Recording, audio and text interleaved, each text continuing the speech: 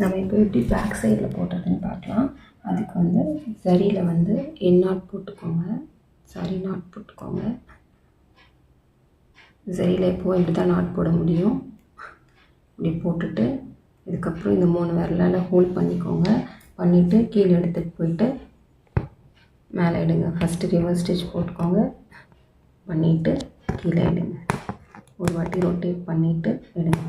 ஊசியில் கீழே வந்து இப்படி ஒரு வாட்டி ரொட்டேட் பண்ணிவிட்டு இப்படி ஒரு வாட்டி ரொட்டேட் பண்ணிவிட்டு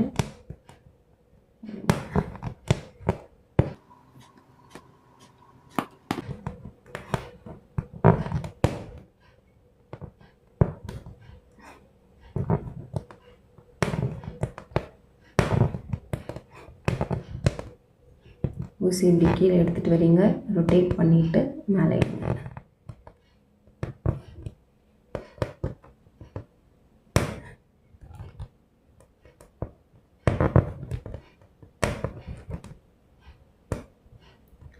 ஒரு வாட்டி இப்படி ரொட்டேட் பண்ணிவிட்டு எடுத்துருங்க.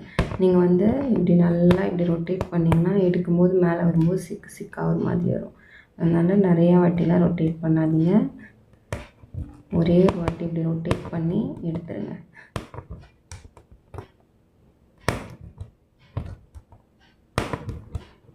ஒரு வாட்டி ரொட்டேட் பண்ணுங்க, எடுத்துருங்க. ஒரே ஒரு வாட்டி அழகாக இப்படி ரொட்டேட் பண்ணி எடுத்திங்கன்னா செயின் வந்துடும், அழகாக செயின் வரும்.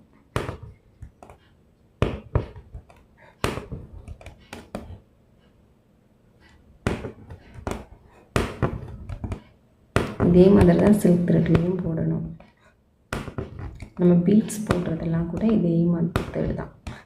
இதுதான் பேசிக். இதை நல்லா ஸ்ட்ராங் ஆகிட்டாலே ஆடியில் அடுத்தடுத்த ஸ்டிச்சஸ் ரொம்ப ஈஸியாக போட்டுக்கலாம்.